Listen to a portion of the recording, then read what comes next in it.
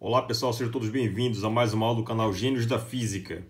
Nessa aula de hoje nós vamos obter o campo gravitacional de uma massa pontual e o campo gravitacional de um plano infinito a partir do resultado do campo gravitacional do disco, como já foi feito numa aula anterior. Então, no problema do disco, você tem um disco com massa m, um disco com densidade de massa homogênea, raio R maiúsculo, massa total m, e eu quero calcular o campo a uma distância, a uma altura d do eixo de simetria.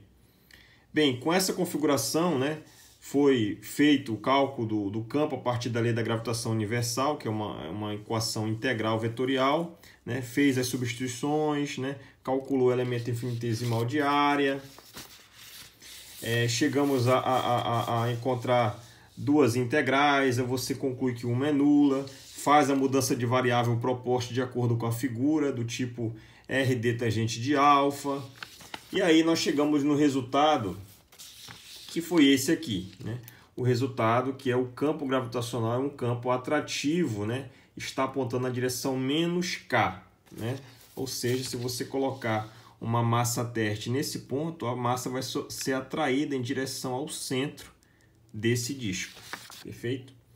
Pois bem, então esse resultado que nós encontramos, você pode estar se perguntando, bem, mas eu sei que o campo gravitacional, ele não é dado, ele é menos G, a massa geradora do campo, dividido pela distância ao quadrado. Não uma expressão desse jeito que as pessoas podem achar que está errado, Então eu vou mostrar agora dois casos em que evidencia que esse resultado está provavelmente correto, tá? Então o primeiro caso é você considerar,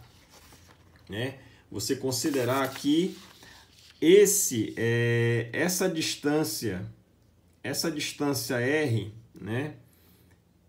ela é muito menor do que essa distância. Em outras palavras, a distância D, onde você quer calcular o campo, a distância D ela é muito maior do que o raio R maiúsculo do meu disco. Ou seja, eu estou a uma distância tão grande, que esse D é muito maior do que esse R. Esse R é praticamente desprezível. Então, nessa configuração, quando D é muito maior do que R, eu vou ter o campo de uma massa pontual. Então, veja. Como é que você obtém esse resultado? Você pega aqui a expressão do disco, tá? Esse aqui é o campo gravitacional do disco, tá? Então você pega essa expressão, reescreve ela, esse D você passa dividindo todo mundo, você obtém esse termo aqui, e aí você chama esse cidadão aqui R sobre D de X. Perceba que X, como o D é muito maior do que R, esse X é pequeno. Então, se ele é pequeno, eu posso fazer uma expansão dessa expressão em Taylor. Expressão em Taylor é você calcular o valor da função naquele ponto x igual a zero, depois mais a primeira derivada vezes a função, o argumento x, mais a segunda derivada da função dividido por 2 fatorial vezes x ao quadrado e assim por diante.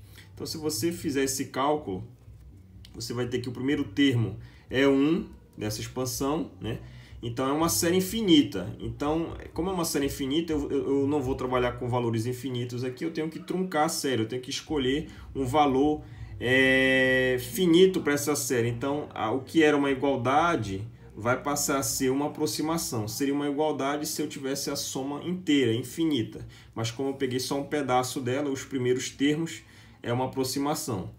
Tá? Então é 1 menos meio de x ao quadrado, onde x ao quadrado onde x, é r sobre d.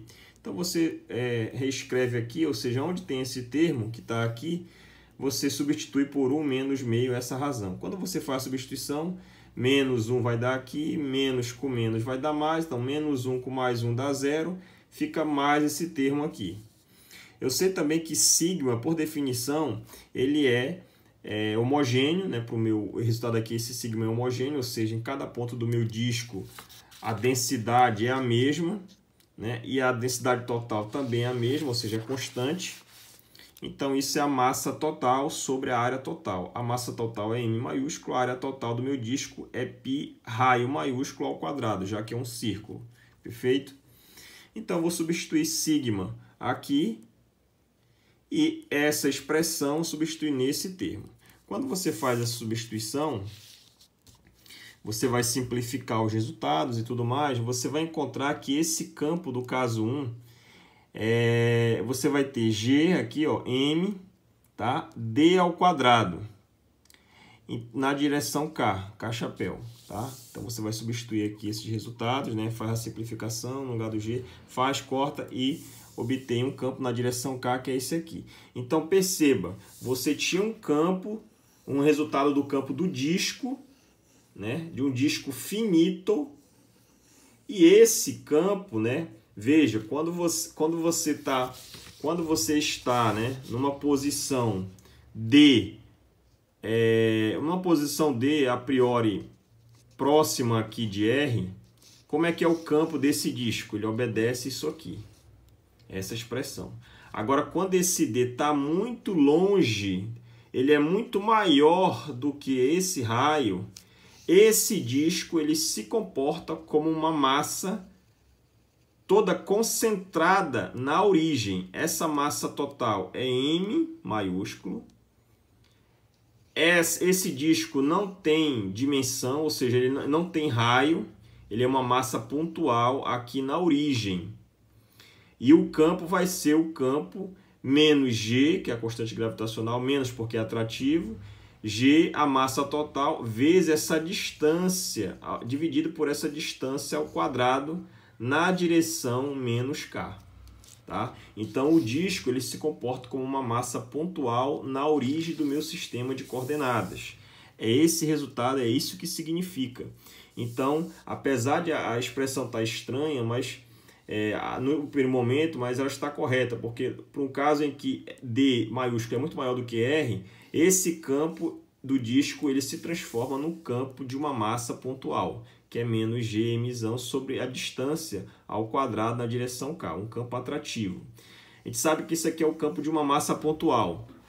E esse campo, né, quando você estuda o campo no caso de uma esfera, né, quando você faz esse cálculo do campo da esfera, por exemplo, o campo terrestre, né, você sabe que esse campo, na nossa região, esse campo vale aproximadamente 9,78 metros por segundo ao quadrado, né, considerando uma esfera.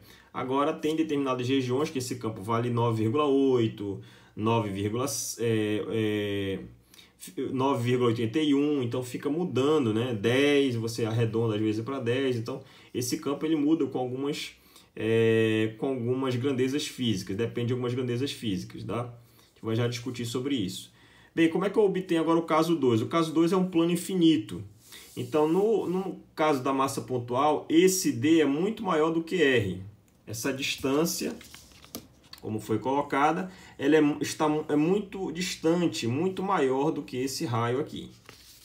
Agora, quando você tem a análise inversa, quando esse raio é muito maior do que o D, ou seja, esse raio aqui, ele é muito maior do que essa distância. Então, é como se você chama isso de plano infinito, mas não quer dizer que vai ser infinito. Se você tem, por exemplo, só dando uma ideia, se você tem um disco como se fosse, por exemplo, uma tampa de uma panela. Então, a tampa de uma panela, se você está a uma distância muito próximo da tampa, muito pertinho, né? Questão de milímetros, 1 milímetro, por exemplo. 1 milímetro comparado com uma tampa de uma panela de uma frigideira grande, né? Esse raio é muito maior do que essa distância. Então, esse raio é muito maior que essa distância, então você diz que essa tampa de panela ela é infinita. Mas, na verdade, ela não é infinita, ela é finita. O problema é que você vai estar comparando comprimentos, né? Então, quando você tem um raio muito grande em relação ao ponto do cálculo, né? Ou seja, esse campo nessa posição, ele está muito próximo da origem, muito próximo da tampa, do disco. Então, esse raio R maiúsculo é muito maior do que D. Nessa configuração você tem um caso de plano infinito, que a gente chama de plano infinito, mas ele é finito, fisicamente falando, tá? Então, quando você aplica a expansão em Taylor desse termo aqui, você pode mostrar que esse termo vai dar zero. Uma expansão em Taylor, né?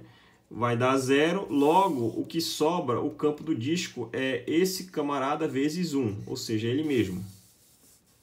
Tá aqui, ó, o campo do disco. E o campo do disco, ele é o campo do plano infinito, nós obtivemos a partir do campo do disco. Ele é um campo atrativo, tá certo? Ele está na direção menos k, e 2π é constante, sigma é constante, porque é massa sobre a área, tá? Que é fixa, é constante, né? Finita, e g, ou seja, todas essas variáveis são constantes, ou seja, o campo que eu obtenho de um plano infinito é o campo constante.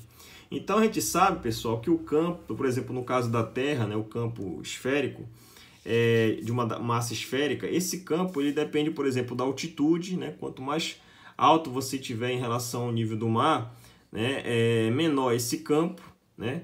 Quanto mais próximo do centro da Terra, quando você faz um mergulho, né, a altas profundidades, essa distância diminui, o campo gravitacional aumenta. No caso da altitude, quanto mais alto você tiver, essa distância aumenta, o campo gravitacional diminui. E a quantidade de matéria, a quantidade de massa, né, a composição do solo, quanto mais massa naquele local você tiver, maior o campo. Tipo, o campo gravitacional é ligeiramente diferente, por exemplo, em condições onde o solo é normal, com areia, pedra e tal, em regiões onde tem, por exemplo, minério de ferro. Então, tem mais massa naquela região, a densidade tem minérios naquela região, e esse minério faz com que a composição do solo tenha uma massa, né, uma densidade um pouco maior, e isso gera um campo gravitacional maior. Então, a altitude, profundidade, a composição do solo, elas interferem no campo gravitacional, elas modificam esse campo, tá? Então, nós obtivemos o campo do plano infinito e de uma massa pontual, todos esses resultados a partir do campo do disco, tá? E esse campo do plano infinito é um campo puramente constante. Espero que todos tenham gostado. Até mais e bons estudos!